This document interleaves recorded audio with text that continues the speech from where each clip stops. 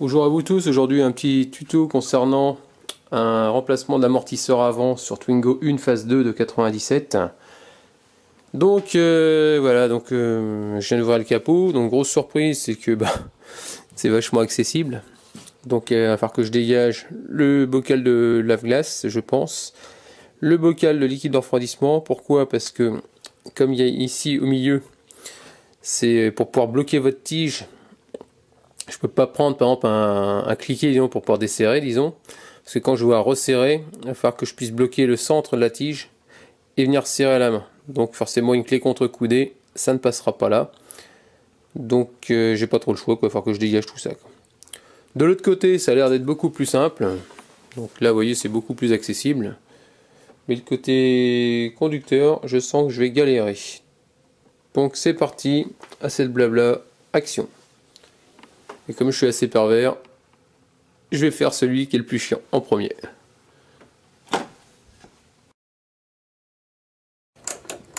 Donc là j'ai pris une clé de 10 à pipe, à cliquer pardon. Vous enlevez l'écrou. Pourquoi enlever le bocal de lave-glace? Parce que ici vous voyez, je vais pas pouvoir le soulever complètement, il va m'enquiquiner, il va falloir que je puisse le dégager sur le côté. Et je me demandais si j'ai pas viré la batterie aussi par la même.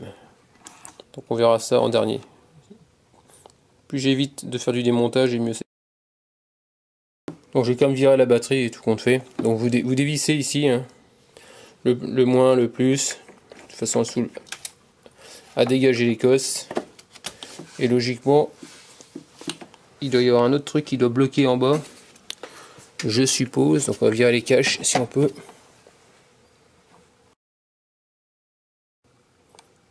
Donc ici, pour pouvoir débronzer votre batterie, ça tient par le bas par une petite cale. Vous voyez, c'est une tige hexagonale. Vous mettez une clé à pipe de 7 à l'envers, tout simplement, avec une pince multiple. Ou si c'est une débouchante, vous mettez un tournevis, mais bon, j'ai fait ça. Quand il n'y avait pas débouchante, je fais ça, j'ai desserré. Après, voilà. La cale elle va se barrer. Et on va pouvoir retirer la batterie, tout simplement. Vous voyez, ça y est, la petite cale elle est là. C'est enlevé. Donc déjà, c'est nickel. Donc ça y est, j'ai réussi à l'avoir. Donc j'ai enlevé carrément le lave-glace, le bidon de lave-glace. J'ai débranché ici.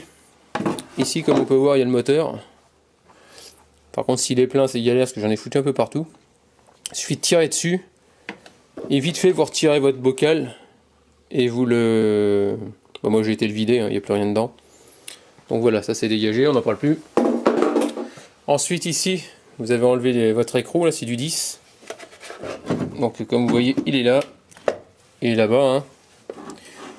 Donc vous arrivez à le dégager. Et comme ça, vous avez accès directement à votre amortisseur, quoi. Comme ça, là, je vais pouvoir mettre la bonne clé, pouvoir bloquer. Et puis, ce sera nickel. Donc ici, on peut voir que c'est... on peut voir. Je viens de tester, c'est du 21, l'écrou. Et mettre une clé Allen dedans pour bloquer. Donc après, ça sert à rien que je vous dise c'est quoi comme clé Allen, parce que suivant les amortisseurs qui ont été montés dessus, ça peut être du torque, ça peut être du Allen, ça peut être un peu n'importe quoi. Donc ça va pas vous avancer plus. Donc j'ai mis ma clé Allen, ma clé de 21, j'ai essayé de desserrer, j'y arrive pas. Forcément c'est du Renault, que Renault ça tendance à rouiller facilement. Donc c'est un peu galère, donc je viens de mettre du dégrippant. Voilà, on va attendre un petit peu. Ensuite, vu que ça marche pas comme je veux, j'ai envie d'essayer d'employer la force, parce que je sais qu'en employant la force, ça se trouve le truc qui va peut-être pas tourner autour. Donc je vais peut-être essayer avec le pétard pneumatique. Maintenant, ce qu'il faut savoir, comme vous pouvez voir, autour de l'amortisseur, il n'y a pas de petites vis. S'il y avait 3 petites vis, je commencerais par défaire les 3 petites vis. Et là, il n'y a rien autour. Donc là, vous pouvez attaquer directement le gros central. Il n'y a aucun risque de prendre l'amortisseur dans la tête. Pourquoi? Parce qu'il y a forcément un autre écrou en dessous qui bloque. Donc il n'y a pas de danger. Par contre, s'il y a les 3 petites vis autour de l'amortisseur, par exemple en général c'est du 10 ou des choses comme ça, si vous faites qu'il y a présence de ces petites vis et que vous faites le truc central, là par contre là il y a danger. Danger que le ressort, il sorte. Donc voilà. Donc là, ce que je vais faire, c'est que je vais enlever ma roue, je vais voir ce que je peux faire déjà. Je vais dégager maintenant la partie basse et desserrer la partie haute. Donc voilà, pétard, rallonge, 21. Et là, j'étais surpris. Bon, je me dis c'est bon, c'est rouillé, je vais jamais y arriver. Ça s'est défait tout seul. Et ce que je peux voir, c'est que c'est même pas un écrou seul, c'est carrément un... Regardez. Vous avez vu? C'est une pièce soudée. Moi, c'est un écrou soudé là-dessus. Donc ça se défait. Donc comme je vous disais, vous avez vu, il y a un autre écrou là. C'est celui-là qu'il va falloir tout à l'heure jouer, mais ressort comprimé bien sûr. Donc c'est parti. Donc là, je vais remettre à faux frais pour pas que ça tombe quand je vais enlever la partie basse. Donc maintenant je vais m'attaquer au bas. Voilà. Donc là, à l'aide du 17, donc mettez votre voiture sur cric. Bon, j'enlève mes écrous de 17, voilà. On libère tout ça, on dégage la roue. Voilà. Et donc maintenant, on va avoir accès à la jambe d'amortisseur. Donc la jambe d'amortisseur qu'on voit là. Va falloir donc défaire, donc forcément les, vous voyez, les deux vis avec les deux écrous. Ça va tomber. On va tout tomber d'ailleurs. Non, apparemment, ça va tenir que par ça. Donc une fois que ça tient, donc on va avoir normalement le disque qui aura tendance à vouloir tomber, c'est logique parce qu'il ne tiendra plus. Donc je vais mettre quelque chose en dessous, sous le triangle pour éviter que tout tombe, quoi. Ou carrément non, sous le disque, ce sera peut-être même mieux. Pour éviter que ça bascule vers le bas. Donc ça c'est le but du jeu. Donc voilà, ici c'est du 18. Vous mettez du 18 ici. De l'autre côté, moi j'ai pris le pétard pneumatique au 18. Et voilà, tout est retiré. Ouais, j'ai mis une cale là-dessous. Vous bougez votre amortisseur, vous voyez, il est complètement fou. Bon, vous pouvez retirer vos vis, hein, bien sûr. Et puis une fois que c'est fait, bah, vous retirez la vis du dessus, hein, tout simplement, et vous tombez l'amortisseur. Donc voilà, pour comprimer les ressorts, il vous faudra la valise qui va bien, là, qui coûte une centaine d'euros pour faire, qu'on appelle ça des compresseurs de ressort universels. Donc vous voyez, pour Mercedes, on va employer les grosses. Sur Twingo, pour les arrières, on va prendre ceux-là. Et pour l'avant, vous voyez, il y a encore une autre taille, donc on prendra les noirs. C'est ce qui va mieux s'adapter sur votre ressort. Je vous déconseille de prendre ce qu'ils vendent chez Noroto et des choses comme ça, où ils vendent c'est des tiges filetées avec des petits crochets. Ça c'est hyper dangereux. Parce que le problème c'est que quand vous allez comprimer encore, je pense que pour faire des trucs de Twingo ça devrait le faire. Mais si vous prenez déjà, si vous commencez à taper Mercedes, c'est hyper dangereux. Déjà avec ceux-là, j'en chie. J'ai eu beaucoup de mal. Et avec des petits crochets, le problème c'est que ça risque de péter. Le ressort il va se comprimer en torsion. Donc il faut serrer les deux vis en même temps. J'ai jamais fait, mais j'ai pas envie de mourir jeune. Donc voilà, quoi. Je vous conseille plutôt ce type de matos pour pouvoir comprimer.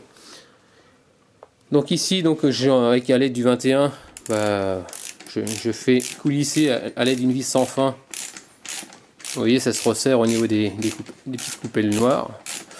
Et je vais me rapprocher au maximum de façon à pouvoir prendre ici, et bien serrer, de façon à libérer, que je puisse se desserrer en sécurité sans me prendre le ressort dans la tête. Voilà. Donc ça y est, j'ai comprimé mon ressort, comme on peut voir. Vous prenez sur 4 spires, parce que sur 3 j'ai essayé, ça marchait pas. Sur 4, c'est bon. Pour savoir si c'est bon ou pas, vous voyez, vous pouvez le bouger. Et surtout, vous voyez votre ressort qui sort de son logement. Bon voilà, donc maintenant je vais pouvoir desserrer, bloquer ma tige et desserrer. En toute sécurité, voilà. Donc voilà ici, votre écrou, là c'est du 17, tout simplement, avec une clé plate. Avec une clé plate, vous desserrez, tout simplement. Ça finit par venir. Donc je trouvais ça, il y a un truc que je trouvais bizarre, parce que ici, vous avez votre butée. Comment dire, là vous allez retirer, voilà. C'est vendu comme ça. Vous voyez, c'est que le caoutchouc qui est vendu. Et sur les autres voitures, vous allez trouver ça fait partie de la butée, mais c'est tout un truc qui est en caoutchouc, il y a le roulement qui est incorporé. Et je regardais sur Autodoc et je trouvais pas. Et là, ce qu'on peut voir, c'est votre roulement. Il est à part, donc s'il y a besoin de le changer, sur Autodoc vous ne trouverez pas. Donc ce que je vais faire, c'est que je vais le nettoyer. Vous voyez, ça tourne. Pardon, ça tourne comme ça. On va le nettoyer, on va faire quelque chose de propre. Et ensuite, on viendra mettre ils appellent ça une coupelle. Donc on va mettre ça dessus par la suite. Donc voilà pour ça. Donc maintenant, après, je vais retirer cette partie-là. Ça, pour moi, ça c'est la coupelle. Ça, ils vendent ça comme une coupelle, mais pour moi, ce serait plus une butée. Hein. Donc on va dégager. Il y a un sens, faites gaffe. Hein. Voilà. Et puis là, on va essayer de... comme il y a plein de merde qui est autour, on va dégager la fameuse coupelle supérieure.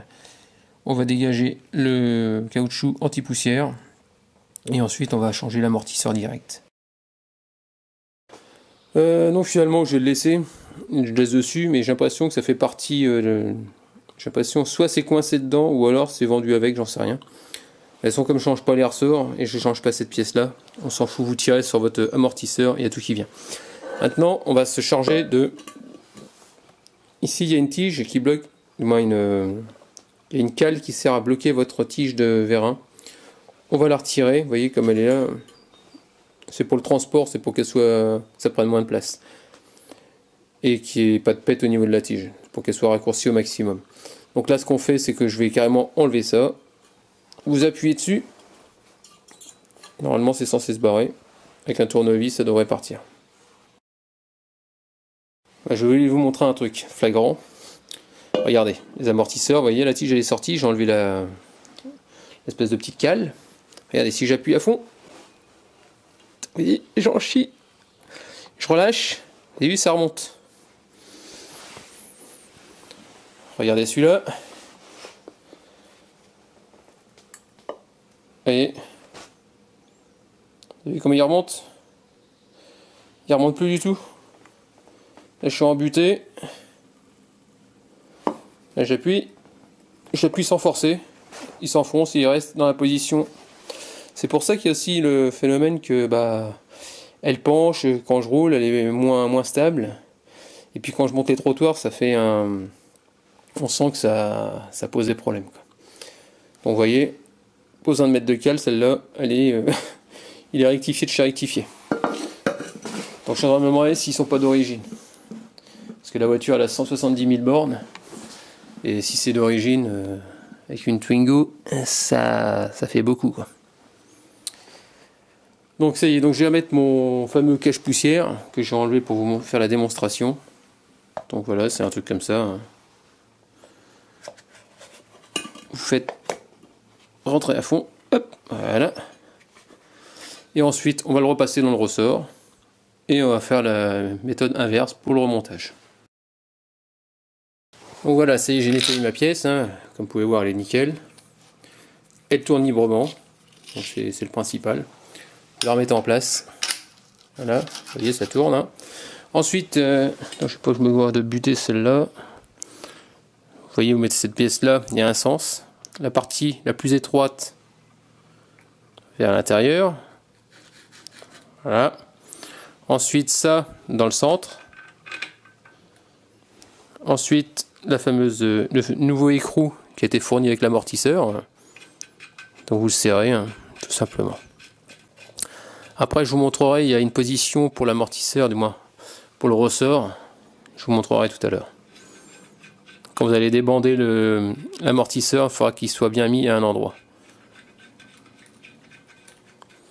Donc là, comme on peut voir, voilà, je serre.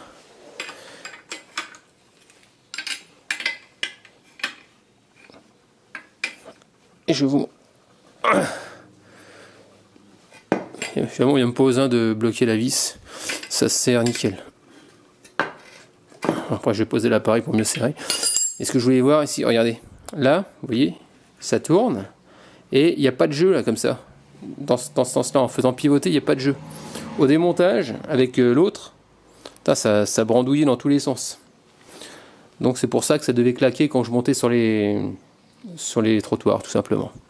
Sans rouler vite, mais c'est vrai que j'entendais claquer. Après, ce qu'il faut savoir aussi, c'est si vous avez les amortisseurs qui sont morts, que vous ne faites rien, ça va jouer sur les triangles, ça va jouer sur tout le train avant, et vous allez tout bousiller. C'est ça le problème. Des fois, on veut faire des économies, et puis ça le fait pas, quoi.